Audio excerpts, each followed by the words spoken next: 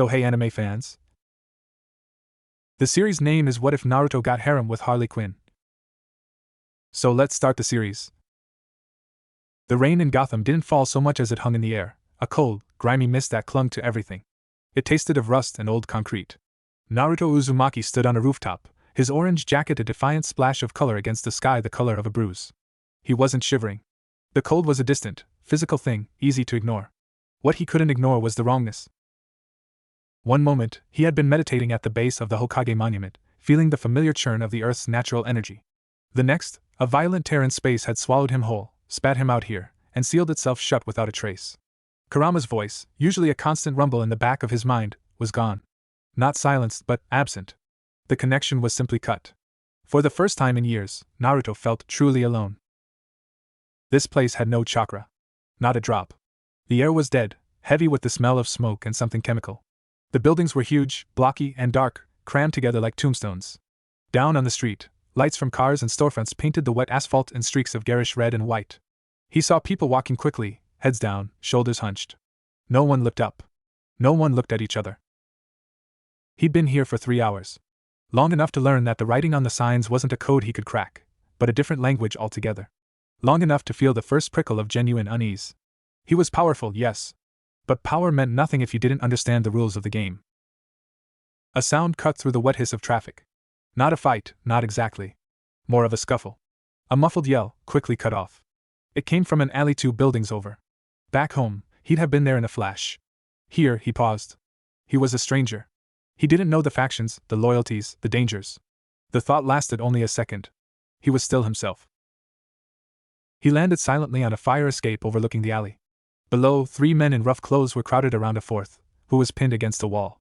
The victim was small, wiry, wearing a cheap suit that was now being torn as one of the men rifled through his pockets. "Come on, Squealer, you had a good week. Big score at the ice cream factory, huh? Time to pay the penguin his due." One of them snarled, his voice a wet rasp. The man against the wall whimpered. I ain't got nothing left. Fishmonger took it all." Naruto didn't understand the words, but the meaning was clear. 3 wolves, 1 sheep. He dropped from the fire escape, landing between them with a soft thud that sent a small shudder through the wet ground. The 3 men stumbled back, startled. One pulled a knife. The blade gleamed dully in the low light. The man with the raspy voice sized him up, taking in the bright jacket, the spiky blonde hair, the foreign look. "Who the hell are you? Some kinda new clown?" he growled. Naruto just stood there, his hands at his sides. He pointed at the man against the wall, then made a shooing motion with his hand towards the 3 attackers. "Go away." They didn't go away. The one with the knife lunged. It was slow, telegraphed. Naruto sidestepped, caught the man's wrist, and applied a gentle, precise pressure. The knife clattered to the ground. The man yelped, his eyes wide with shock as his arm was twisted behind his back. Naruto held him for a moment, then gave him a little push. The man stumbled into his friends, and they all stared, frozen by the sheer, unnatural efficiency of the move. No wasted motion. No fear. Just quiet, overwhelming capability. They ran. Naruto turned to the victim, offering a small, hesitant smile. The man flinched, pressing himself harder against the wall. He was breathing in short, panicked gasps. "It's okay," Naruto said softly, the words meaningless here. He held up his empty hands, palms out. "Friend." He pointed at himself. Not a threat. The man's eyes darted from Naruto's face to the alley entrance, then back. He was terrified. Not of the muggers anymore, but of the stranger who had appeared from nowhere and moved like a ghost. He scrambled sideways, keeping his back to the wall, and then bolted, his cheap shoes slapping on the wet pavement until he disappeared around a corner. Naruto's smile faded. He was alone again. He walked deeper into the alley, looking for a place to just sit and think.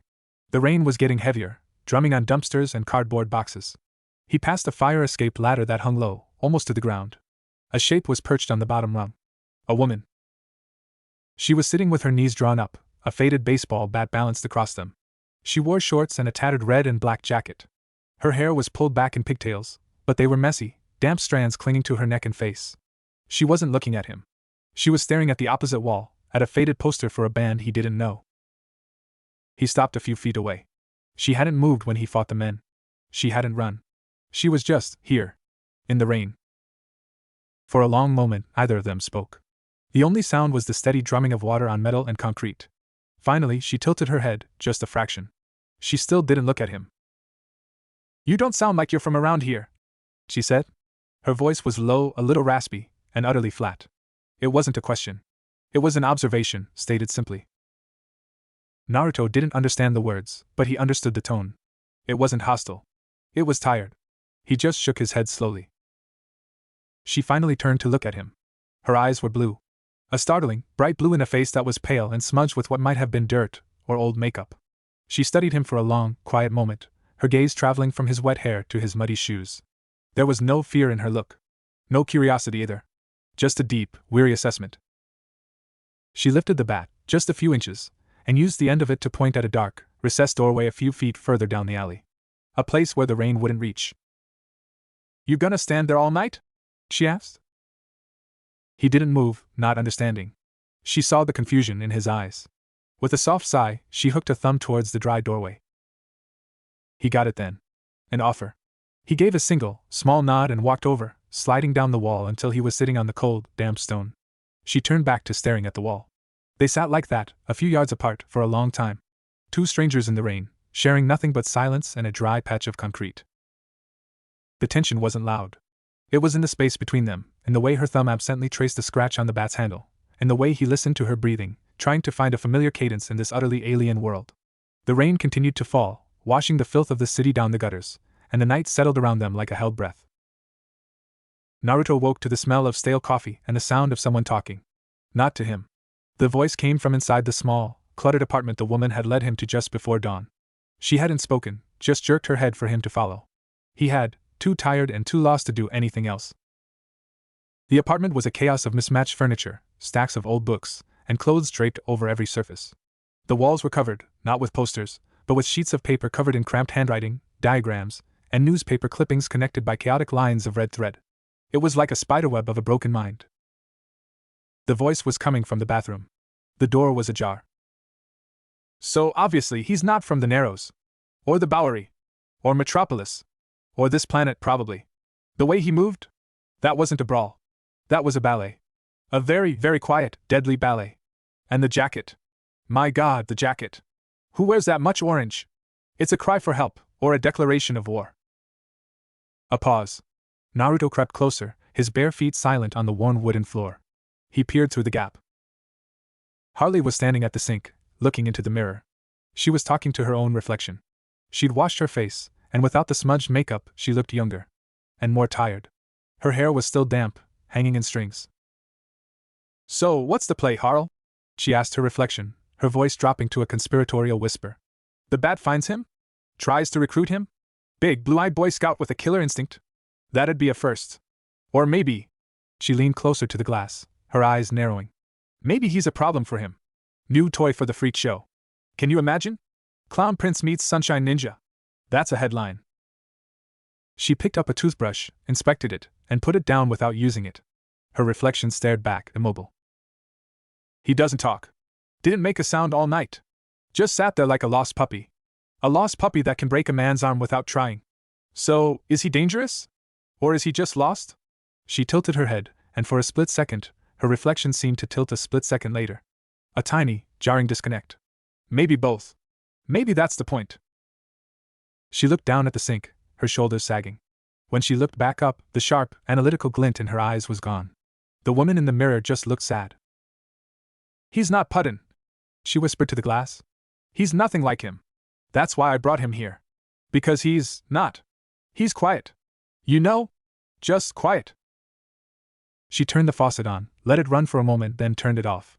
The silence rushed back in. Naruto stepped back from the door, his heart beating a little faster. He didn't understand the words, but he understood the performance. He knew what it was like to have so many voices in your head you had to let one out just to make sense of them. He knew what it was like to argue with yourself in the dark. He'd done it for years with the fox. He retreated to the corner of the living room where he'd sat before, a space between a sagging armchair and a stack of psychology textbooks. He sat down, making himself small. When Harley emerged a few minutes later, she was all business. She walked past him to a small kitchen area, poured 2 cups of coffee from a pot that looked like it had been made hours ago, and handed him one without a word. He took it, the warmth a small comfort. She sat on the arm of the chair, cradling her own mug, and watched him. "Okay, Goldilocks. she said, her voice normal now. Let's try this again. Do you speak English? She spoke slowly and loudly, as if to a child. He frowned, understanding the intent, if not the words. He shook his head, then pointed at his own chest. Naruto. She stared at him. And are you Yuto? She repeated, the syllables clumsy in her mouth. She pointed at herself. Harleen. But you can call me Harley. She pointed at him. Naruto. Then at herself again.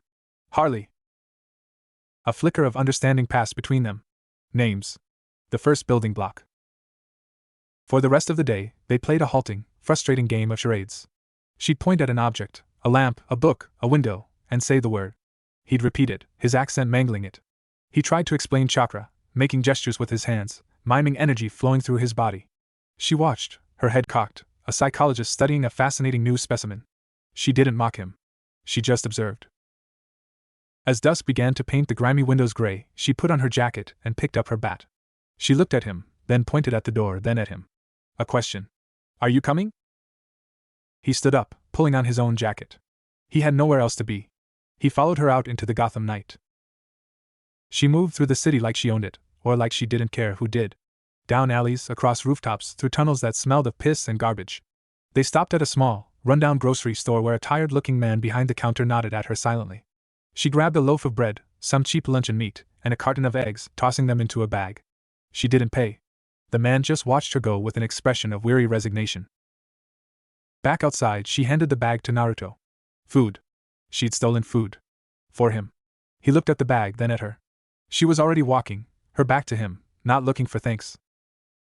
Later, they sat on the edge of a rooftop, feet dangling over the abyss. They ate sandwiches made of the stolen bread and meat. The city sprawled below them, a million lights flickering in the darkness. It was beautiful, in a harsh, desperate way. Like a field of glowing bruises. Harley, chewing thoughtfully, pointed her sandwich at the skyline. My city, she said, the words simple. Then she pointed at him. Where are you from? She gestured vaguely at the sky. Up there? Another planet? Another dimension? He understood the question in her eyes. He thought for a long moment, then pointed at the sky as well. But not at the stars. He pointed at the empty space between them, where the moon would eventually rise. He tried to mime a tear, a rip in the fabric of reality, and him falling through it. She watched his hands, his face, his eyes. She didn't laugh. When he finished, she was quiet for a long time. Yeah, she said softly, looking back at the city. I know what it's like to fall through a hole in your life and land somewhere you don't recognize. They sat in silence, watching the lights. The city hummed below them, a constant, low-frequency drone. The space between them felt smaller than it had the night before. Not filled, exactly. But less empty. A single, fragile thread had been woven in the dark. The second week, Naruto started to understand the rhythm of Harley's world. It was a world of debts and grudges, of small-time hustlers and big-time monsters. Her name carried a certain weight. People in the street markets, the dingy bars, the all-night diners, they knew her. They watched her with a mixture of fear, pity, and a strange, reluctant respect. She was the Joker's ex, the one who got out and, against all odds, survived. The title clung to her like a shroud. They were walking through the park, a rare stretch of sad brown grass and bare trees, when the thread connecting them began to fray. 3 men blocked their path. They weren't muggers. They were dressed in cheap but sharp suits, and they moved with the casual confidence of those who knew they had the upper hand. The leader was a thick-necked man with a scar bisecting his eyebrow. He smiled, but it didn't reach his eyes. Harley Quinn, he said, the name a greasy insult. The boss wants a word. About the new merchandise. His gaze slid to Naruto, lingering on his bright jacket, his alien stillness. Heard you picked up a stray. A real interesting one. The kind of interesting that steps on toes. Harley's posture changed. A subtle shift, her weight moving to the balls of her feet. Her hand tightened on the bat. I don't know what you're talking about, Slick. This is my cousin. From out of town. Kansas. The man laughed, a short, ugly sound. Kansas. Right. The guy who sent 3 of Falcone's earners to the hospital with one hand? That kind of Kansas. He took a step forward. The boss is curious. And when the boss is curious, he gets answers. You're gonna bring your cousin for a little chat. Harley didn't back down. Or what? The man's smile vanished. Or I take him myself, and you get to explain to the boss why you made a mess. It happened fast. The 2 men behind the leader moved. One pulled a gun. The other produced a knife. Naruto saw the threat instantly. He saw the tension in Harley's shoulders, the way she was already calculating, already knowing she couldn't take all three. Before the man with the gun could fully raise it, Naruto moved. It wasn't a blur. It was too fast for that. 1 second he was beside Harley, the next he was in front of the gunman. He didn't use a Rasengan. He didn't need to. He just slapped the gun aside, the metal groaning under the force of the blow, and tapped the man on the chest. The man flew backwards 10 feet, landing in a heap and not getting up. The man with the knife lunged. Naruto caught his wrist, twisted, and the knife fell. He held the man's arm for a beat, then released him with a slight push, sending him stumbling into the leader. The leader, Scar-Eye, stared, his face a mask of shock. He hadn't even seen the moves. His hand went inside his jacket. Naruto was in front of him in an instant, his face inches from the man's. He didn't raise his voice. He just looked into the man's eyes, and for the first time in his life, he let the faintest flicker of something ancient and predatory show in his own. A whisper of the fox. A memory of the beast. Scar-Eye froze, his hand trapped inside his jacket. He saw something in the blond man's calm blue eyes that terrified him more than any scream or threat ever could. He saw absolute, quiet certainty. The certainty of a natural force. He saw that he was nothing. A leaf in a hurricane. Naruto stepped back. He pointed at the man on the ground, then at the other two, then made a simple, dismissive gesture towards the park entrance. Leave. They left. They practically ran, dragging their unconscious friend. The silence that followed was thick. Harley hadn't moved. She stood rooted to the spot, her knuckles white on the bat. She was staring at Naruto, but it wasn't the same look from before. The wary assessment was gone. In its place was something new. Something colder. He walked back to her. You okay? He asked, the English words clumsy but clear. He'd been practicing. She flinched. Actually flinched away from him. She held up the bat between them, a barrier. Don't, she said, her voice low and sharp. Just don't. She walked away, fast, leaving him standing alone in the park. He followed, keeping his distance, his heart sinking. He didn't understand. He'd protected them. He'd been calm. He hadn't hurt anyone badly. Why was she afraid? Back at the apartment, she didn't turn on the lights. She stood in the middle of the living room, her back to him, surrounded by the chaotic web of her thoughts on the walls. That's what he does, she said, her voice barely a whisper. He barely caught the words. He's all smiles and jokes, and then the smile goes away, and you see what's underneath. And it's not human. It's just power. Cold, empty power. And you realize you were never anything to him but an audience. She turned to face him then. Her eyes were dry, but bright, too bright. You moved like him. You looked at that man like he was a bug. A joke. She took a shaky breath. I didn't bring a lost puppy home. I don't know what I brought. The accusation hung in the air. It was a test. A psychological scalpel, probing for the wound. She was pushing him away, trying to see if he would react, if the mask would slip, if the quiet control would shatter into something ugly. Naruto just stood there, letting the weight of her words settle on him. He understood the fear. He'd seen it his whole life. The fear of the monster. He didn't defend himself. He didn't explain about Kurama, about the years of hatred, about the long, hard fight to be seen as himself. He just looked at her, his own eyes filled with a deep, old sadness. He slowly sat down on the floor, in his usual spot, and looked away from her, towards the rain-streaked window. He didn't move. He didn't speak. He just sat there, a silent admission of the power she'd seen, and a quiet, patient offer of the person he was trying to be. The silence stretched, thick and heavy. The argument wasn't over. But for the first time, it wasn't an argument with a reflection. It was an argument with something real. And the ball was in her court. 3 days passed. Harley barely looked at him. She'd leave in the morning, come back late at night, and disappear into her room without a word. The silence in the apartment was a living thing, a cold, prickly presence that filled every corner. Naruto stayed in his spot by the window. He read the books she left lying around, slowly piecing together the written language. He watched the city. He waited. On the 4th night, she came back different. It was in her walk, the way she unlocked the door, slower, heavier. She didn't head for her room. She stood in the living room, looking at him. Her face was pale, her eyes ringed with dark circles. She looked hollowed out. She walked to the kitchen and came back with 2 pieces of bread. Just plain, white bread. She sat on the floor a few feet from him, her back against the armchair, and held one out. He took it. Thanks. She nodded, not looking at him. They ate the bread in silence. It was the most ordinary thing in the world. And it broke the spell. I saw him today, she said, her voice a low monotone, directed at the floor. Pudden. The Joker. She said the name like it tasted bad. He was at a warehouse on the waterfront. Doing what he does. Laughing. Making other people not laugh. Naruto listened, chewing slowly. I hid. Watched from a rooftop across the way. I didn't even know why I was there. I just ended up there. Like a moth. She picked at a hole in her jeans. He had this guy. A nobody who owed him money. He wasn't even mad about it. He was just playing. Like a cat. He had this knife, this little silver thing, and he was just tapping. Tapping the guy's cheek. Tap. Tap. Tap. And laughing that giggle of his. She shuddered, a full-body tremor she couldn't control.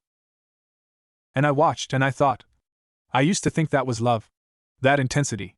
That focus. When he looked at me, really looked at me, it was like the sun came out. You know? She finally looked at him, a raw, unguarded look. But it wasn't the sun. It was a spotlight. And I was just a bug, pinned to a board, wiggling for his amusement. She looked away again. Then I came home, and I saw you sitting there. In the dark. Waiting. And you didn't ask for anything. You didn't want anything. You were just here. The silence that followed wasn't cold anymore. It was just quiet. When I looked at those men, Naruto said slowly, his voice careful, feeling for the right English words. I was not empty. He touched his chest. I was angry. For you. They scared you. I do not like when people are scared. He paused, searching. Where I am from, people were scared of me. For a long time. Because of thing inside me. A monster. He used the English word, knowing she'd understand. I had to learn. To be calm. To not let monster be me. It is still a fight. Every day. Harley stared at him. He wasn't justifying himself. He wasn't asking for sympathy. He was just stating a fact, sharing a piece of his own heavy truth. It was the most honest thing anyone had said to her in years. A monster inside you. She repeated softly. Yeah. I know that one too. He offered her the last bit of his bread. She looked at it, then at him. A tiny, broken smile touched her lips. It wasn't a happy smile. It was a tired, fragile, human smile. She took the bread. You're weird, you know that, Goldilocks? She said, but there was no bite in it. He nodded. I know. That night, the thread between them was reforged. Not with dramatic words or tearful confessions. Just with bread and silence and the shared, unspoken acknowledgement of the monsters they carried. The fear was still there, a faint echo. But it was no longer in the way. The first sign that things had changed was the car. A sleek, black thing, purring like a contented panther, parked outside their building the next evening. Two men in suits that cost more than Harley's monthly rent got out and waited by the entrance. They didn't look like thugs. They looked like professionals. Harley saw them from the window. Her jaw tightened. Company. The doorbell rang. A polite, insistent chime. Harley opened the door, bat in hand, blocking the entrance. The taller of the two men smiled a polished smile. Dr. Quinzel. Thank you for your time. My employer would like a moment of it. He's very interested in your new associate. His gaze flickered past her to Naruto, who had risen and was standing a few feet behind her. Not interested, Harley said flatly, and started to close the door. The man's hand shot out, stopping it effortlessly. My employer is not a man you say not interested to, doctor. He prefers a conversation. A civil one. In his home. Tonight. A car door opened across the street. A man got out. He was older, impeccably dressed in a dark coat, with silver hair and a face that was all sharp angles and cold intelligence. He didn't cross the street. He just stood by his own car, watching the apartment building, a faint, patient smile on his lips. Even from this distance, the authority radiating from him was palpable. Naruto stepped forward, placing a gentle hand on Harley's shoulder. He looked at the men, then across the street at the figure in the coat. He could feel the weight of that gaze, the assessment. This wasn't a thug in an alley. This was something else entirely. He nodded at Harley. Okay. She whirled on him. No. Not okay. You don't know who that is. That's Roman Sionis. Black Mask. He makes the guys in the park look like quibers. Naruto just looked at her calm. He wants to talk. We talk. Then we leave. The ride was silent and smooth. They were taken to a penthouse that occupied the top 3 floors of a skyscraper in the heart of the city. It was all glass, steel, and brittlest art. Sionis was waiting for them in a room with a wall of windows that made the city look like a toy below them. He was seated in a high-backed leather chair, a glass of something dark in his hand. He didn't stand. He just looked at them, his eyes lingering on Naruto. Dr. Quinzel. Always a pleasure. And you must be the man of the hour. My sources are usually impeccable, yet you are a complete blank. No name, no past, no records. You simply appeared. How intriguing. He gestured to 2 chairs facing him. They sat. Harley was rigid, her eyes darting around the room, looking for exits for weapons. Naruto was still, watching Sionis with a quiet, patient focus. I am a businessman. Sionis continued. I deal in commodities. Drugs, guns, information. But the most valuable commodity of all is power. True, unassailable power. He leaned forward slightly. I've seen what you can do. You took down 3 of Falcone's men without breaking a sweat. You moved faster than the eye can follow. I have footage from a traffic camera in the park. He smiled, a thin, predatory expression. It's quite remarkable. He set his glass down. I want to know what you are. And I want to know if your abilities can be replicated. Sold. Weaponized. I am prepared to offer you a very comfortable position within my organization. Protection. Resources. Anything you desire. In return, you submit to a few tests. Non-invasive, of course. At least at first. The offer hung in the air, glittering and poisonous. Naruto understood the gist of it. He'd seen men like this before. Men who saw power as something to be owned, traded, used. He looked at Sionis, and felt no anger, no fear. Just a deep, profound weariness. He shook his head. Once. Slowly. Sionis' smile didn't falter, but his eyes went flat, like 2 chips of obsidian. No? That's a word I'm not used to hearing, young man. Perhaps you misunderstand the nature of our conversation. This is not a request. The air in the room changed. Harley tensed, her hand going to her pocket where she'd slipped a small knife. Naruto didn't move. He just looked at Sionis, and in his gaze was the same quiet, ancient certainty he'd shown the thug in the park. He wasn't a commodity. He wasn't a weapon to be bought. He was a person, sitting in a chair, saying no. The silence stretched, a battle of wills fought without a word. Sionis' eyes narrowed. He was a man who crushed opposition, who thrived on intimidation. But the man sitting before him was utterly, completely unintimidated. It was like trying to intimidate a mountain. Finally, Sionis gave a small, almost imperceptible nod. The 2 men who had brought them moved closer. The polite conversation was over. Naruto stood up. He didn't look at the guards. He looked at Harley. He held out his hand. She looked at it, then at him, then at Sionis. A flicker of something, fear, hope, trust, crossed her face. She took his hand, and he pulled her to her feet. The guards lunged. Naruto didn't turn. He just swept his free hand behind him in a broad arc. A wave of pure, invisible force, a tiny, controlled burst of chakra, slammed into both men, lifting them off their feet and hurling them against the far wall. They crumpled unconscious. Sionis didn't move from his chair. His face was a mask of cold fury, but beneath it, for the first time, Naruto saw a flicker of something else. Fear. Not of violence, but of the unknown. Of power he couldn't understand, couldn't control. Still holding Harley's hand, Naruto walked towards the window. He didn't break it. He simply opened it with his mind, the massive pane of glass swinging inward on silent, impossible hinges. The wind from the city rushed in, cold and sharp. He looked at Harley. She was staring at the open window, 60 stories above the ground, her face pale. He squeezed her hand. Trust me. She took a deep breath, the air tasting of freedom and vertigo. She looked back at Sionis, frozen in his chair, a king dethroned in his own castle. Then she looked at Naruto. And she nodded. He jumped, pulling her with him. For a sickening second they fell, the city rushing up to meet them. Then Naruto's chakra flared, invisible wings catching the air, and their descent slowed to a gentle, controlled float. They landed softly on a rooftop 3 blocks away, the sounds of the city muffled below them. Harley collapsed to her knees, her breath coming in ragged gasps. She wasn't laughing. She wasn't even smiling. She just looked up at him, her eyes wide, her chest heaving. Okay, she whispered, her voice trembling. That was new. He knelt beside her, his hand still on her arm, steadying her. The city glittered below, indifferent to their miracle. They had made an enemy. A powerful one. But they had also made a choice. Together. They didn't go back to her apartment. Naruto knew that much. Sionis would have people watching it. So they moved through the city like ghosts, using the routes Harley knew from her years of hiding, running, surviving. Abandoned buildings, the roofs of parking garages, a hidden room behind a false wall and a laundromat. They slept in shifts, ate food stolen from all-night bodegas, and always watched the shadows. The city became a character in their story, a vast and different maze they navigated together. Harley was in her element. The fear was gone, replaced by a sharp, focused energy. She was a predator again, but this time, she wasn't hunting for the Joker. She was hunting to survive. With him. "He won't send his people after us," she said one night, perched on a water tower, scanning the streets below with a small pair of binoculars she'd picked up. "Not directly. Too messy. Too public. He'll hire someone. A specialist." She was right. 3 days later, the specialist came. His name was Deadshot. They didn't know it then, but they felt his presence.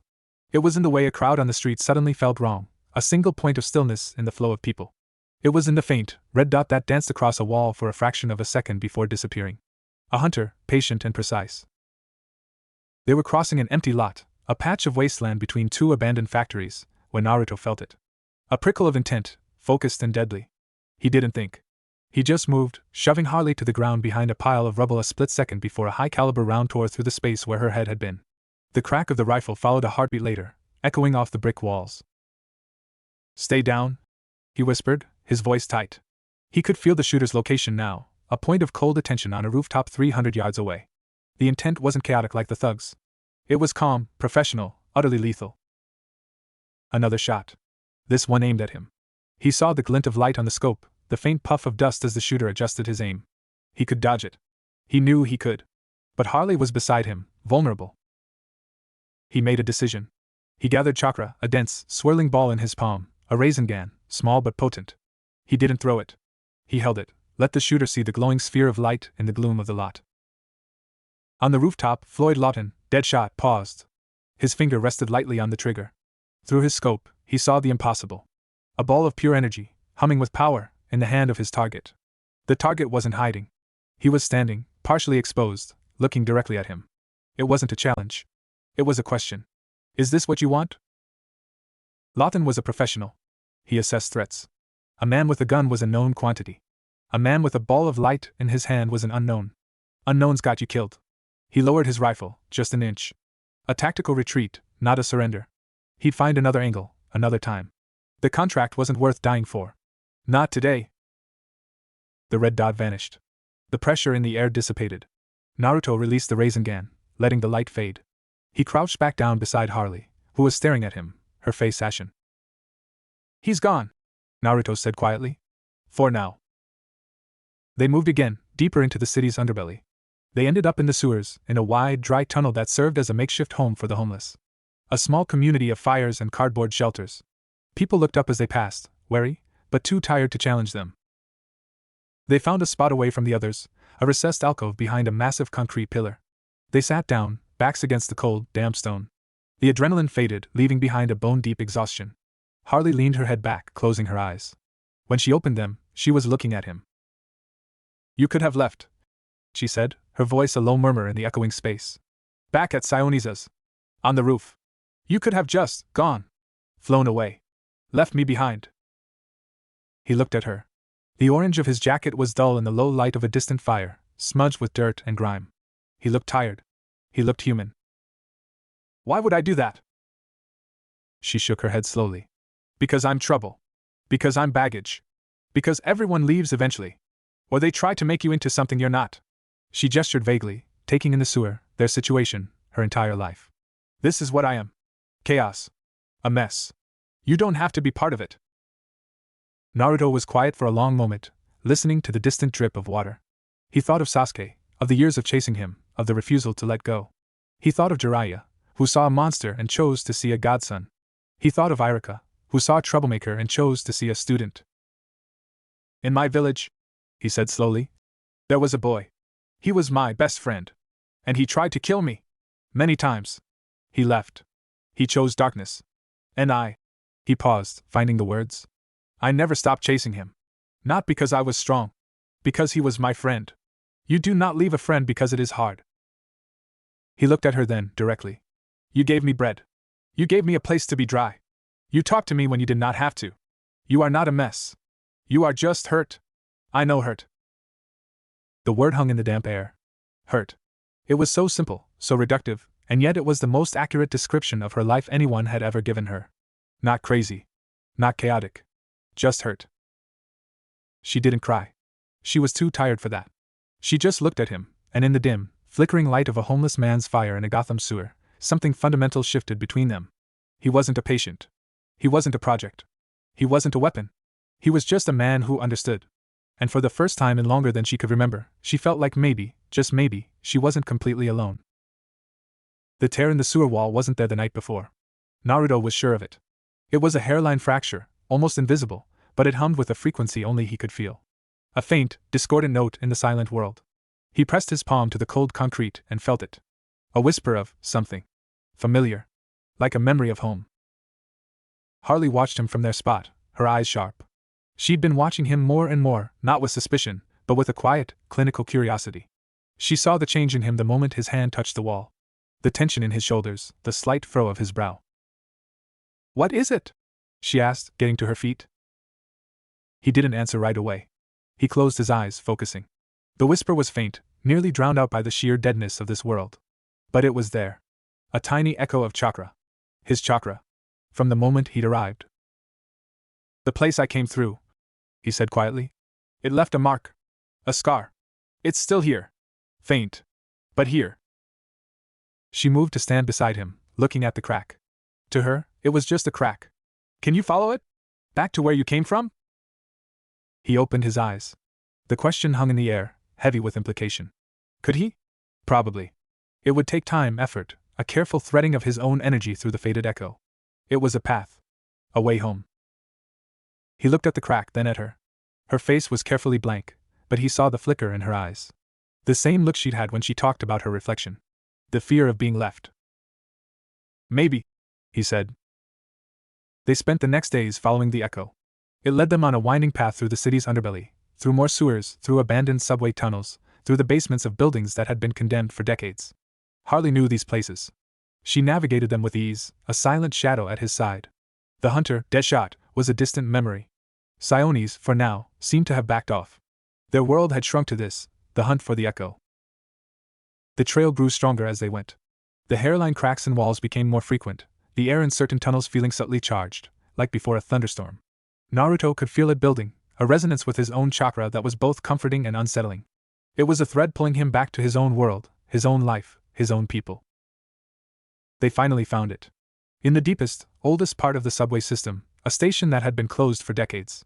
The walls were covered in ancient tile, most of it shattered. And in the center of the main platform, the air itself was wrong. It shimmered faintly, like heat haze over summer concrete. A distortion? A thin spot in the fabric of reality. Naruto stood before it, feeling the pull. It was weak, unstable. But it was a door. He could feel his home on the other side, a distant, warm glow. He could step through. He could go back. He stood there for a long time. Harley waited behind him, leaning against a tiled pillar, her arms crossed. She didn't say a word. She just waited, a small, still figure in the vast, ruined space. He thought of the Hokage's desk, piled high with paperwork. He thought of Sakura's smile, of Sasuke's rare, quiet nods. He thought of Ramen at Ichiraku's, of the warm weight of his cloak, of the voices of the village, a constant, comforting hum. Home. And he thought of a cold, rainy alley. Of a woman with tired blue eyes and a battered baseball bat. Of stolen bread and silences that weren't empty. Of a shared understanding of monsters. He turned around. She was watching him, her expression unreadable. The shimmering distortion pulsed faintly at his back. "It's not stable," he said, his voice echoing slightly in the empty station. "It could close. Or it could break. Cause more damage." He was stalling, and they both knew it. Harley pushed off from the pillar and walked towards him. She stopped a few feet away, close enough to feel the strange, tingling static from the distortion. "You're a terrible liar, Goldilocks," she said softly. There was no mockery in it. He looked at her, really looked at her. At the woman who had given a stranger a dry place to sleep. Who had fed him. Who had been afraid of him and had chosen to trust him anyway. Who had shown him the broken, beautiful, terrifying heart of her city. "The door will stay," he said, the decision solidifying in his chest. "For now. I can feel it. It's not going anywhere." He took a step away from the distortion, towards her. The pull lessened, but didn't vanish. It was a promise, a possibility. But it wasn't an imperative. Harley's eyes widened, just a fraction. A tiny crack in her careful composure. She looked from him to the shimmering air, then back. She understood. He was choosing. Not between worlds, but between obligations. And for now, he was choosing to stay. She didn't thank him. She didn't smile. She just gave a single, small nod. Acknowledgement. Then she looked past him at the distortion, her psychologist's mind already working. So what is it? A dimensional fracture? A scar in space-time? She was deflecting, moving from the personal to the intellectual, and he let her. I don't know, he said, turning to look at it with her. But it's not just a hole. It's an echo. Of me. Of my power. It's like a footprint in the mud. It won't last forever. They stood side by side, looking at the impossible shimmer. Two people from different worlds, united by a crack in reality. The mystery wasn't solved. The danger wasn't gone. Sionis was still out there. The Joker was still a shadow on the horizon. The echo was a reminder of everything he'd left behind. But for this moment, in this place, they were together. And that, for now, was enough. The distortion became a part of their landscape. A destination. They'd go back to the abandoned station sometimes, just to check on it. Naruto would press his hand to the shimmering air, feeling the faint pulse of his home, a distant heartbeat. It was a comfort, knowing it was there. A tether. But it wasn't a cage anymore. They found a new place to live. A small, forgotten apartment above a closed-down laundromat, in a neighborhood so poor and forgotten even Sionis' men didn't bother with it. The roof leaked, the electricity flickered, and the windows were painted shut. It was perfect. Harley scrounged furniture from the street, a stained mattress, a rickety table, two mismatched chairs. Naruto fixed the leak in the roof with a carefully applied layer of sealant he'd found and a burst of chakra that fused it in place. She watched him work, a bemused look on her face. Handy, she commented. Useful, he corrected, grinning. It was a small smile, but it was real. The first easy smile she'd seen from him. The days took on a quiet rhythm. She'd teach him more English, pointing at things, making him read from the newspapers she brought back. He'd tell her stories, in his halting words, about his world. About a village hidden in leaves, about a fox demon, about a long, long war. She listened, fascinated, not as a psychologist, but as a person hearing a tale from a faraway land. In return, she told him about Gotham. Not the headlines, but the real city. The old woman who ran the bodega on the corner, and had a heart of gold beneath her gruff exterior. The kid who tried to steal her wallet last week and who she'd later seen feeding stray cats. The way the light hit the river at dusk, turning the polluted water the color of rust and gold. One night they sat on the roof of the laundromat. The leak was fixed, but the roof was still accessible by a rusty fire escape. They sat on a torn blanket, watching the city. It was cold, but clear. The stars were faint, washed out by the city's glow, but a few of the brighter ones were visible. Naruto pointed at one. In my world, that star is different, he said. We have stories about it. About a rabbit who lives there, making mochi. Harley snorted. A rabbit. Making rice cakes. On the moon. That's adorable. He shrugged, smiling. What are your stories? She was quiet for a moment, looking at the same star. We don't really have stories about stars here. We have stories about people. About the ones who put on masks and tried to fix things. And the ones who put on masks and tried to break them. She paused. My story was about a man in a mask who I thought was the sun. Turned out he was just a very good liar. Naruto didn't offer comfort. He just sat with her, letting the silence hold the weight of her words. After a while, she spoke again. You're gonna have to go back, you know. Eventually. That door won't be there forever. Your people need you. He nodded slowly. I know. So what are you waiting for? He thought about it. He thought about the Hokage's chair, the weight of responsibility. He thought about the faces of his friends, the life he'd built. And he thought about this moment, sitting on a cold rooftop with a woman who had been a stranger, then a fear, then a friend. I don't know, he said honestly. Maybe I'm just not done yet. She looked at him, a long, searching look. Then she nodded, as if he'd answered a question she hadn't asked. She pulled her knees up to her chest, wrapping her arms around them, and looked back at the city. Okay, she said softly. Me neither. The city hummed below them, a million lives playing out in the darkness. Somewhere, a siren wailed. Somewhere else, a child laughed. The world was full of noise and chaos and pain. But up on this roof, for a little while, there was just this. Two people, sitting in the cold, watching the stars. The thread between them wasn't a rope. It wasn't a chain. It was just a thread. Fine, and fragile, and human. And for now, it was enough. The door to another world shimmered in the dark below them, waiting. Patient. A reminder of choices made and choices yet to come. But tonight, there was no chase, no fight, no mystery to solve. There was only the quiet, ordinary night, and the space between two people who had found each other in the dark. I woke up to the smell of coffee. Not good coffee. The kind that's been sitting in the pot since yesterday, burned and bitter. And someone talking. Not to me. The voice was coming from the bathroom. Door was cracked open maybe an inch. I stayed where I was, on the floor between the sag armchair and a stack of books so old the pages were yellow. Didn't move. Didn't even breathe loud. So obviously he's not from the Narrows. Or the Bowery. Or Metropolis. Or this planet, probably. The way he moved? That wasn't a fight. That was like a dance. A really quiet, really fast, really scary dance. And the jacket. My God, the jacket. Who wears that much orange? It's like he wants to be seen. Or like he doesn't know he should want to hide. I got up slow. Careful. Crept toward the bathroom on bare feet. The floorboards in this place are old, and they creak if you look at them wrong, but I've lived here long enough to know where to step. Peeked through the crack. She was standing at the sink. Looking in the mirror. Talking to herself. I've seen a lot of weird stuff in my life. Talking to your own reflection? That's not even in the top 50. But there was something about the way she was doing it. Like it was normal. Like she was having a conversation with a friend. Her face was washed. No makeup. She looked younger without it. And tired. Really tired. Her hair was still wet from a shower, hanging down in strings. So what's the play, Harl? She asked the mirror. Her voice dropped lower, like she was telling a secret. The bat finds him? Tries to recruit him? Big blue-eyed Boy Scout with a killer instinct. That'd be something. Or maybe... She leaned closer to the glass. Her nose almost touched it. Maybe he's a problem for him. New toy for the freak show. Can you imagine? Clown Prince meets Sunshine Ninja. That's a headline. She picked up a toothbrush. Looked at it. Put it back down without using it. He doesn't talk. Didn't make a sound all night. Just sat there like a lost puppy. A lost puppy that can break a man's arm without trying.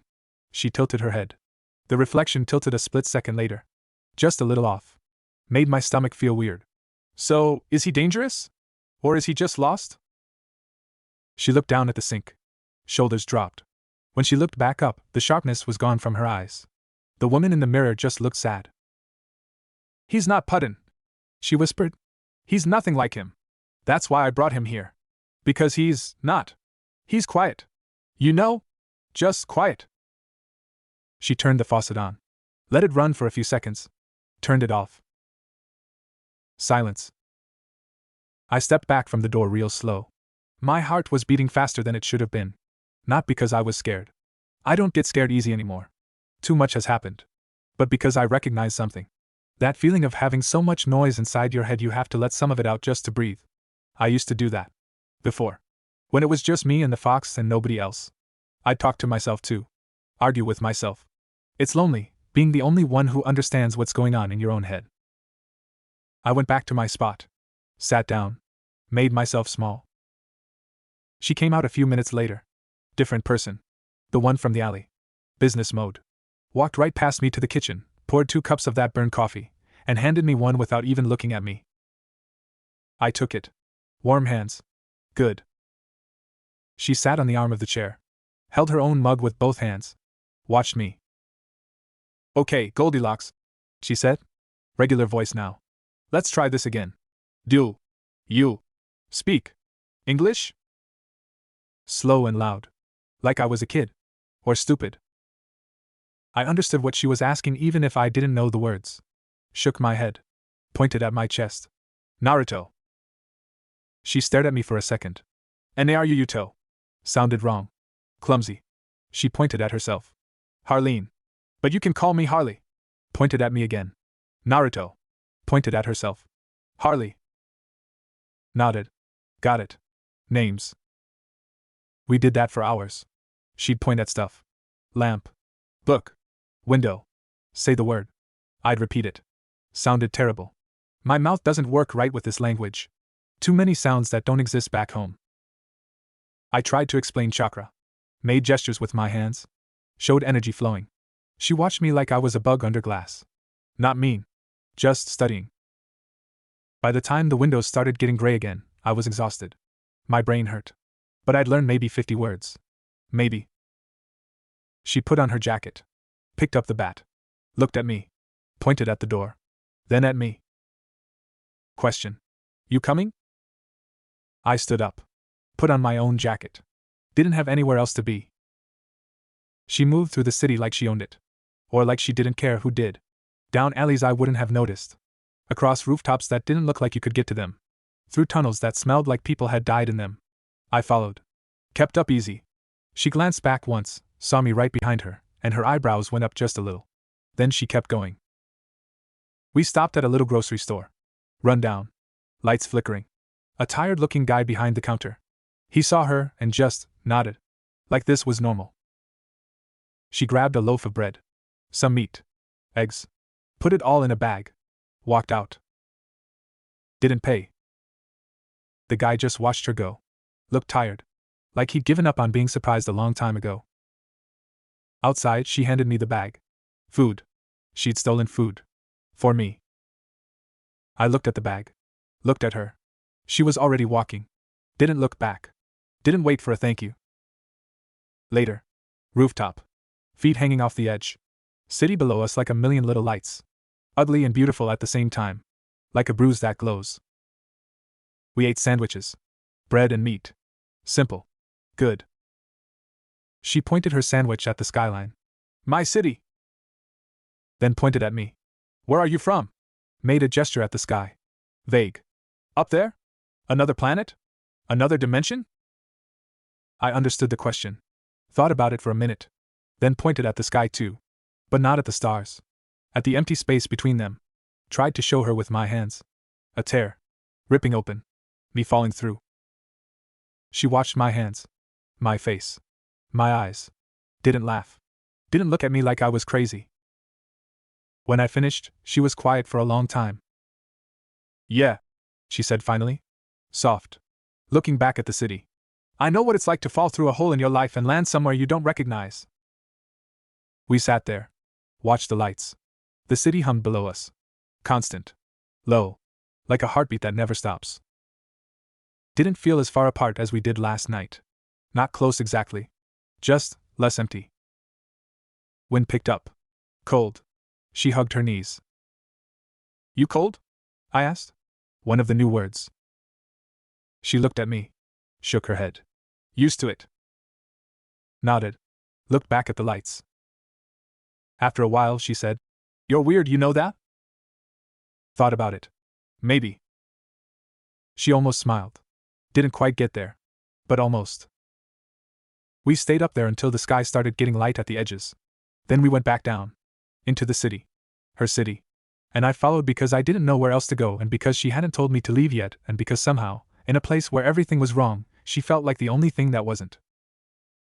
2 weeks in and I was starting to get the rhythm of things. The way she moved through the city. The way people looked at her. Like they knew her but didn't want to. Like she was a story they'd heard and weren't sure was true. Her name carried weight. I figured that out fast. We'd go into places, bars, markets, these little diners that stayed open all night, and people would watch her. Not stare. Just watch. Careful. Like you watch a dog you're not sure about. Harley Quinn. That's what they called her. Not Harleen.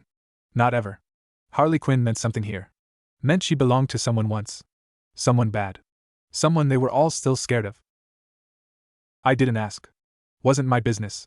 She'd tell me if she wanted to. We were walking through this park. Sad little place. Brown grass. Trees with no leaves. The sky was that gray it always is, like someone forgot to paint it. She was quiet. I was quiet. That was normal now. 3 men stepped out from behind a statue. Not muggers. I could tell right away. These guys were dressed nice. Cheap suits but pressed. Shoes shined. They moved like they owned the sidewalk. Like they had somewhere to be and you were in the way. The one in front had a scar through his eyebrow. Thick neck. Eyes that didn't blink enough. He smiled but it didn't go anywhere near his eyes. Harley Quinn. He said it slow. Like it was a joke. Boss wants a word. About the new merchandise. His eyes moved to me. Looked me up and down. Lingered on the jacket. On my face. Trying to figure me out. Heard you picked up a stray. Real interesting one. The kind of interesting that steps on toes. She didn't move. Didn't flinch. But I felt her shift. Just a little. Weight going to the balls of her feet. hand tightening on the bat. Don't know what you're talking about, Slick. Her voice was easy, almost bored. This is my cousin. From out of town. Kansas. The guy laughed. Short. Ugly. Kansas. Right. The guy who sent 3 of Falcone's earners to the hospital with one hand? That kind of Kansas. He stepped closer. Close enough I could smell his cologne. Too much of it. Boss is curious. And when the boss is curious, he gets answers. You're gonna bring your cousin for a little chat. She didn't back up. Or what? The smile disappeared. Just gone. Like it was never there. Or I take him myself. And you get to explain to the boss why you made a mess. The 2 behind him moved. One pulled a gun from his jacket. The other had a knife. Quick. Smooth. They'd done this before. I saw her do the math. Saw it in her shoulders. In the way her eyes flicked left and right. 3 of them. Her with a bat. Me. She didn't know what I could do. Not really. She was already figuring out how to take the first hit. Didn't give her the chance? Moved before I thought about it. 1 second I was beside her. Next I was in front of the guy with the gun. He was still raising it. Slow. Everything was slow. Slapped the gun aside. Didn't hit him. Just redirected. The metal made this groaning sound. Bent. He stared at it. Like he couldn't understand what just happened. Tapped him on the chest. Light. Just enough. He flew backwards. 10 feet maybe. Landed in a heap. Didn't get up. The knife guy came at me. Fast for here. Slow for me. Caught his wrist. Squeezed a little. He dropped the knife like it burned him. Held his arm for a second. Then pushed. Not hard. He stumbled into the Scar guy. Scar guy's hand was going inside his jacket. I was in front of him before his fingers touched whatever he was reaching for. Inches from his face. Looked at him. Didn't say anything. Didn't need to. Let something show in my eyes. Just a little. Just a flicker. The thing inside me. The fox. The monster. Let him see it for half a second. He froze. Hand inside his jacket. Eyes wide. Breathing stopped. Stepped back. Pointed at the guy on the ground. Then at the other 2. Made a gesture toward the park entrance. Leave. They left. Dragged their friend. Didn't run. Walked fast. Didn't look back. Turned around. She was still standing there. Same spot. Knuckles white on the bat. Staring at me. Not the same look as before. Not curious. Not wary. Something else. Something colder. Walked back to her. You okay? The words came out okay. Practiced. She flinched. Actually flinched away from me. Lifted the bat. Held it between us. Don't. Her voice was low. Sharp. Just don't. Turned and walked away. Fast. Followed. Kept my distance. Didn't understand. Protected her.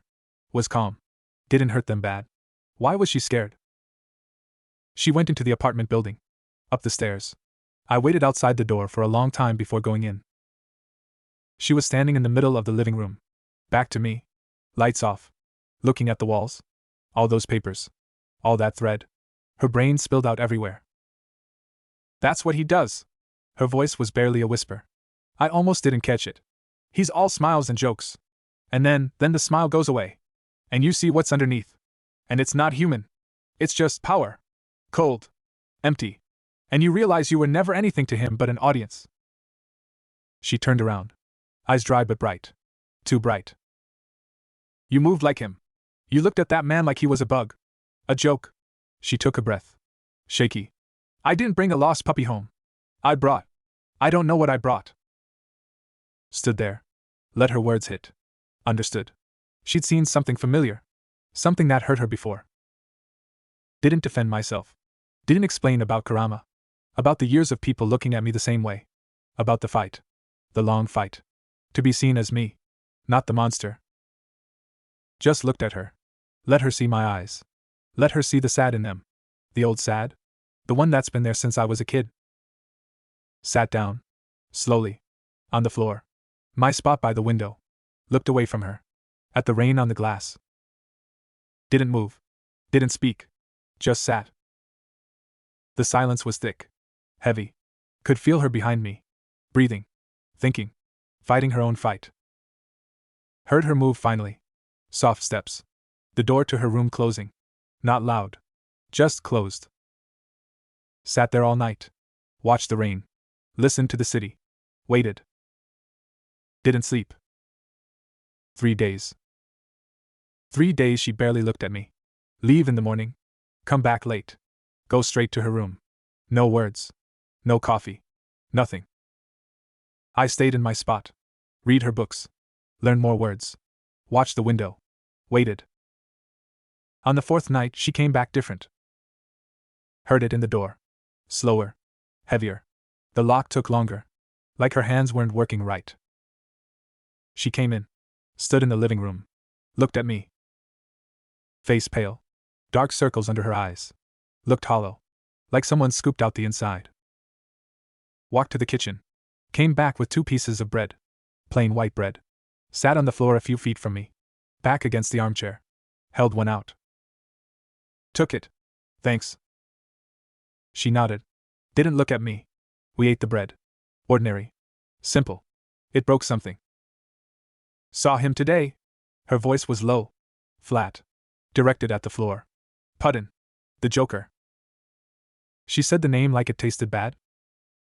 He was at a warehouse on the waterfront. Doing what he does. Laughing. Making other people not laugh. Listened. Chewed slow. Hid. Watched from a rooftop across the way. Didn't even know why I was there. Just ended up there. Like a moth. She picked at a hole in her jeans. He had this guy. Nobody. Owed him money. He wasn't even mad about it. He was just playing. Like a cat. Had this knife. Little silver thing. Just tapping. Tapping the guy's cheek. Tap. Tap. Tap. And laughing that giggle of his. She shuddered. Whole body. Couldn't stop it. Watched. And thought. I used to think that was love. That intensity. That focus. When he looked at me. Really looked. It was like the sun came out. You know? She looked at me then. Really looked. Raw. Unguarded. But it wasn't the sun. It was a spotlight. And I was just a bug. Pinned to a board. Wiggling for him. Looked away again. Then I came home. And saw you sitting there. In the dark. Waiting. And you didn't ask for anything. You didn't want anything. You were just here. The silence was different now. Not cold. Just quiet. When I looked at those men. Found the words slow. Careful. I was not empty. Touched my chest. I was angry. For you. They scared you. I do not like when people are scared. Paused. Searched. Where I am from. People were scared of me. For a long time. Because of thing inside me. A monster. Used the English word. She'd understand. Had to learn. To be calm. To not let monster be me. It is still a fight. Every day. She stared at me. Didn't say anything for a long time. Monster inside you. Soft. Yeah. I know that one too. Held out the last bit of my bread. She looked at it. Then at me. Tiny smile. Not happy. Tired. Fragile. Human. She took it. You're weird, you know that, Goldilocks? No bite in it. Nodded. I know. She almost laughed. Didn't quite. But almost. We sat there. Finished the bread. Listened to the rain. The thread was still there. Different now. Not broken. Just different. The days got easier after that. Not good exactly. Nothing here was good. But easier. Like breathing after you stop running. She started talking to me again. Not big talks. Just stuff. Pointing at things, telling me the words. Making me repeat them until I didn't sound like an idiot. She had patience I didn't expect. The kind of patience you only have when you've taught yourself things the hard way, and you remember what it felt like. You're getting better, she said one afternoon. We were sitting on the floor. She had a newspaper spread out between us. Pointing at headlines. Making me read them out loud. Man found in river. I read. Slow. Careful. Man found dead in river. She corrected. The word is dead. Not just found. Dead matters. Dead. Tried to feel the word. Heavy. Flat. Man found dead in river. Good. Next one. We went through the whole paper like that. Stories about politicians stealing money. About a fire in some building. About a man they called the Batman stopping a robbery. I asked about that one. Pointed at the name. Who is this? She got quiet. Looked at the picture. Blurry. A dark shape on a rooftop. Complicated, she said. He's why a lot of us are still alive. Also why a lot of us are in Arkham. Depends on which side you're on. Arkham? Place for crazy people. Like me. She said it flat. Like it was just a fact. The weather. The time. Didn't know what to say to that. So I didn't say anything. She looked at me after a minute. You're not gonna give me the whole "you're not crazy" speech? Everyone gives that speech. Shrugged. Don't know you good enough to know if you're crazy. She stared at me. Then laughed. Real laugh. Short. Surprised. Like it escaped without permission. That's the most honest thing anyone said to me in years. That night she took me to this bar. Small place. Dark. Smelled like old beer and older regret. The kind of place where people go to not be seen. We sat in a booth in the back. She ordered for both of us. 2 beers. Greasy food. I didn't ask how she paid. Figured it was better not to know. Halfway through eating, a guy came over. Big. Bald. Tattoos on his neck. He looked at her. Looked at me. Looked back at her. Heard you're lying low, he said. Voice rough. Not friendly but not mean either. Like he was stating a fact. Heard a lot of things, she said. Didn't look up from her food. Also heard you got something people want. She looked up then. Eyes hard. I don't got anything. I'm with someone. That's different. The guy looked at me again. Longer this time. Trying to figure me out. I looked back. Didn't smile. Didn't frown. Just looked. He nodded after a minute. Like he'd decided something. Be careful, Harley. That was all. He walked away. She watched him go. Then went back to eating. What was that? I asked. Old friend. Sort of. Works for someone else now. Came to warn me. About what? She chewed slow. Swallowed. Looked at me. About you. About us. Word spreads fast in the city. People know you're with me. People know you're different. That means people are curious. And curious in Gotham usually ends bad. Took a drink of my beer. Bitter. Didn't like it much. Drank it anyway. In my village, when people got curious about me, it also ended bad. For a long time. She looked at me. Waiting. Was born with monster inside. People knew. Parents told children to stay away. Threw things at me sometimes. Rocks. Trash. Words. Kept my voice flat. Like talking about someone else. When I got older, I made them stop. Not because I was mean. Because I got strong. Strong enough they couldn't hurt me anymore. But the looking never stopped. The curious. The scared. That never stops. She was quiet for a long time. Then she reached across the table. Touched my hand. Just for a second. Then pulled back. Yeah, she said. I know that one too. We stayed at the bar until it closed. Walked home slow. The city was quieter at night. Not silent. Never silent. But quieter. The hum lower. The lights fewer. Halfway home, she stopped. Looked up at a building. Old. Broken windows. Faded sign. That's where I met him, she said. Didn't have to say who. Waited. I was his doctor. At Arkham. Fresh out of school. Thought I could help people. Thought I could fix anyone if I just tried hard enough. She laughed. No humor. He talked to me for weeks. Told me about his childhood. About the abuse. About the bad day that made him who he was. Made me feel sorry for him. Made me want to save him. She was quiet for a minute. Took me 2 years to figure out none of it was real. The childhood. The bad day. He made it all up. Every word.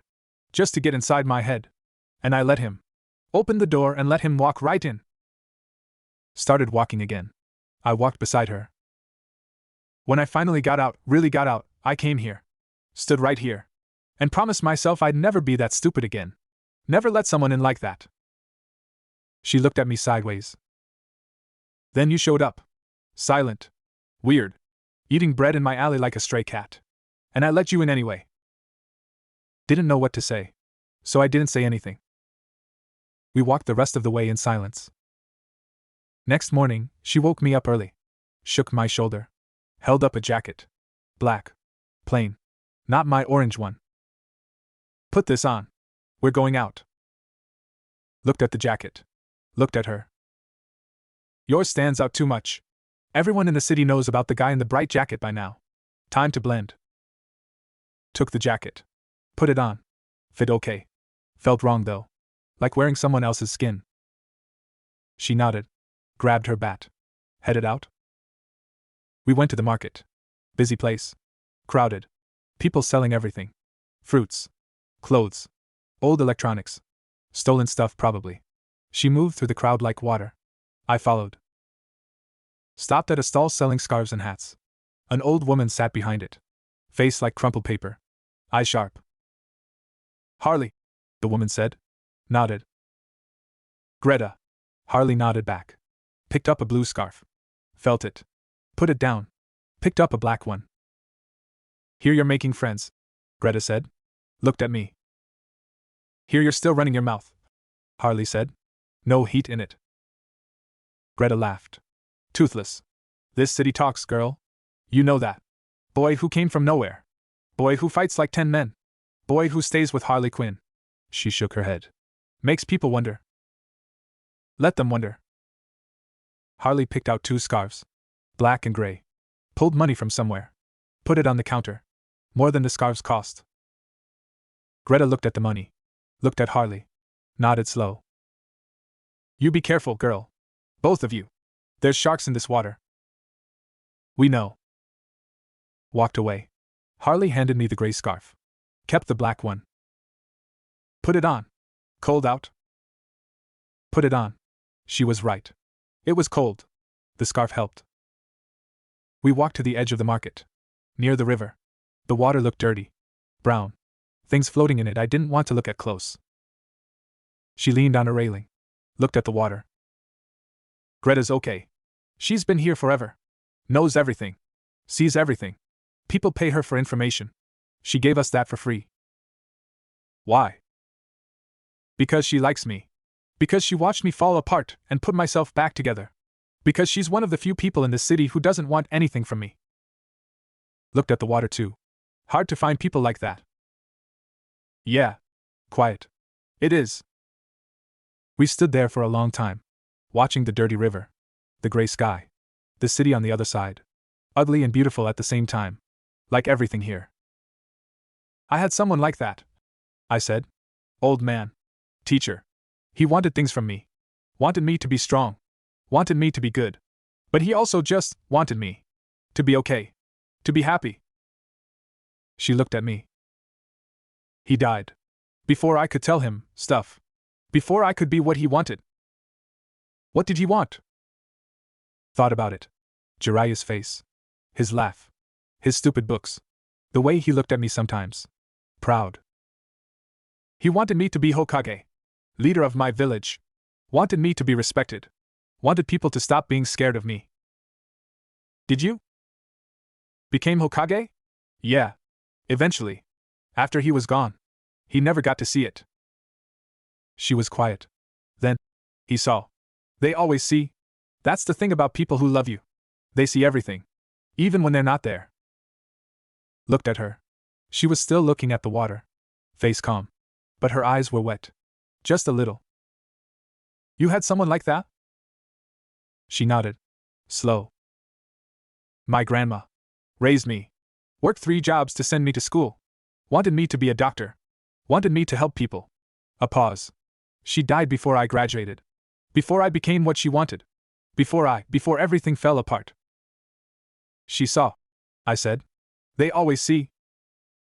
She looked at me then. Smiled. Small. Sad. Real. Yeah. Maybe. We stayed by the river until the sun started going down. Then we went home. That night she made dinner. Real dinner. Not stolen bread. Not diner food. She cooked. In the tiny kitchen. Made pasta with sauce from a jar. Burned the garlic a little. It was the best thing I'd eaten since I got here. We ate at the little table. Both chairs. Like normal people. Like this was normal. Thank you, I said. For food. For jacket. For everything. She waved her fork. Don't get soft on me, Goldilocks. Smiled. Too late. She almost laughed. Did laugh. Small one. We finished eating. She washed dishes. I dried. Worked together without talking. Easy. Later on the roof. Same spot. Same blanket. Same city below. Different feeling though. Lighter. Like something had shifted. I'm glad you stayed, she said. Quiet. Like she wasn't sure she wanted me to hear. Looked at her. She was looking at the stars. Or trying to. Too much light from the city. Me too. She leaned against me. Just a little. Shoulder touching mine. Warm. We sat like that for a long time. Watching the city that wasn't mine. The stars I didn't know. Next to a woman I didn't understand but didn't need to. The thread was stronger now. Not a thread anymore, maybe. Something else. Something that didn't need words. Below us, the city hummed. Above us, nothing. Just dark. Just sky. Just us. The car showed up 3 days later. Not a cop car. Not one of those beat-up things people drove in this neighborhood. This was sleek. Black. Expensive. The kind of car that didn't belong on our street like I didn't belong in this world. I saw it from the window. Watched it pull up. Watched it sit there. Engine off. Just waiting. Harley was asleep. She'd been sleeping more. Not lazy sleep. The kind where your body gives up because it can't keep going. The kind I knew from war. Didn't wake her. Just watched. 2 men got out. Suits. Dark glasses even though it was cloudy. They stood by the car. Didn't look around. Didn't fidget. Just waited. Like they had all the time in the world. Watched them for 5 minutes. 10. They didn't move. Woke her up. Touched her shoulder. She came awake fast. No slow blink. Just eyes open. Ready. Company, I said. Pointed at the window. She got up. Looked out. Saw the car. Saw the men. Her face went tight. Ah, shit. Who? She didn't answer right away. Just stood there. Staring down at the street. Then the doorbell rang. Not loud. Polite. Like someone asking nicely to come in and ruin your life. She grabbed her bat. Walked to the door. Opened it a crack. I moved behind her. Not crowding. Just there.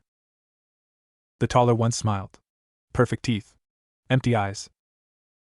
Dr. Quinzel. Thank you for your time. My employer would like a moment of it. He's very interested in your new associate. His eyes found me over her shoulder. Still smiling. Still empty.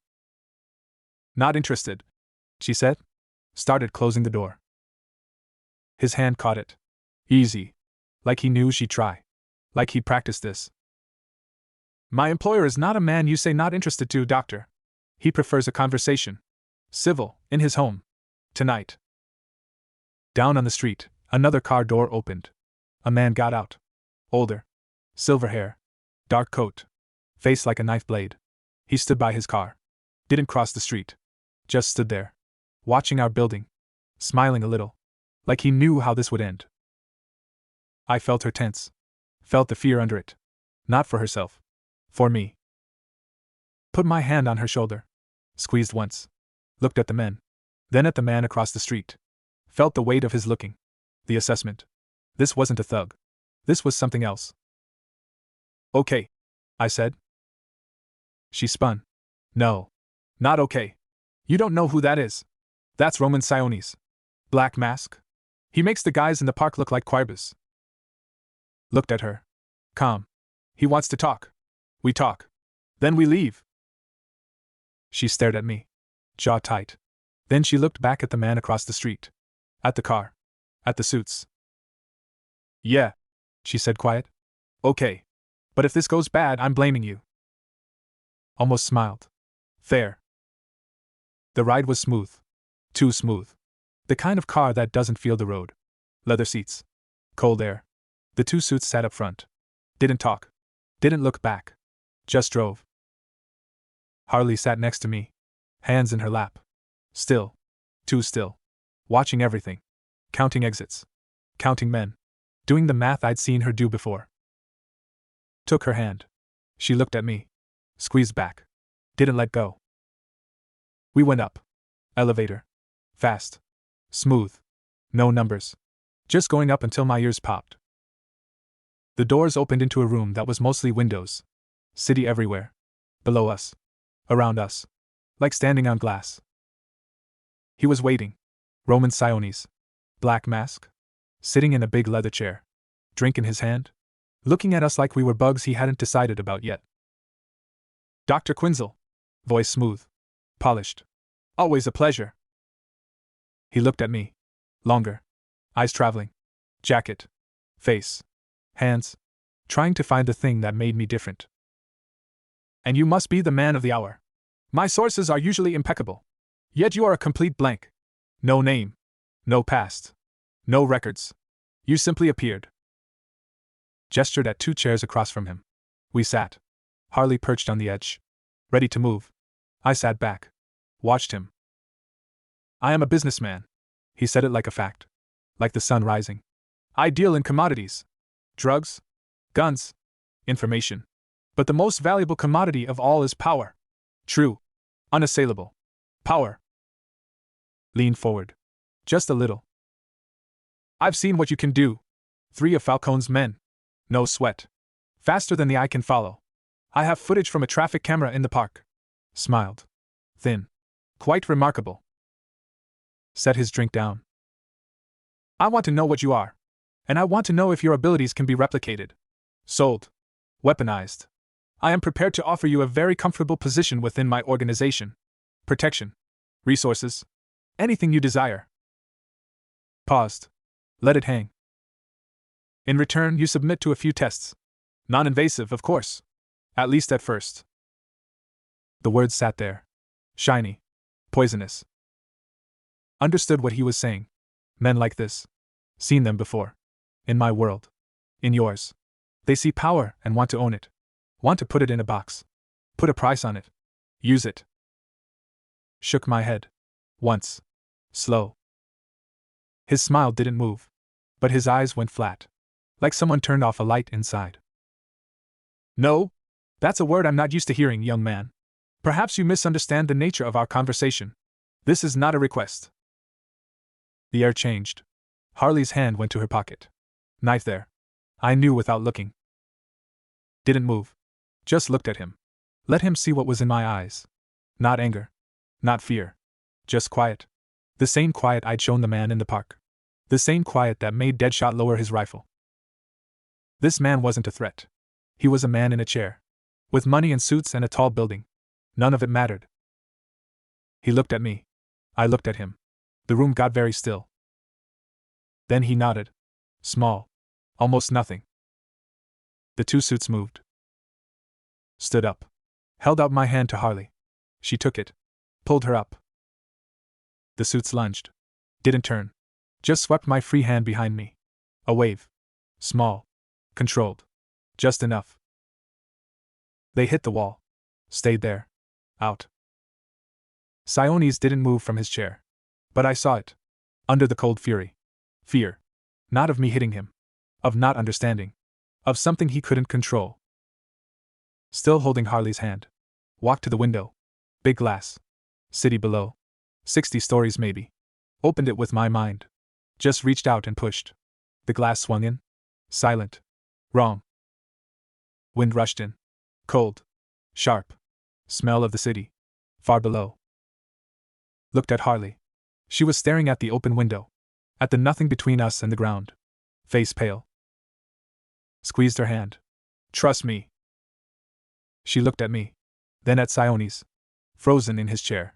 King of nothing. Then at me again. Nodded. Jumped. For 1 second. Falling. City rushing up. Wind screaming. Her hand tight in mine. Then chakra. Pushing back. Slowing. Gentle. We floated down. Like leaves. Like nothing. Landed on a rooftop 3 blocks away. Soft. She let go of my hand. Dropped to her knees. Breathing hard. Not saying anything. Knelt beside her. Hand on her arm. Steady. She looked up at me after a minute. Eyes wide. Chest heaving. Okay. Voice shaking. That was new. Nodded. Yeah. She laughed. Short. Breathless. Almost crying. Almost.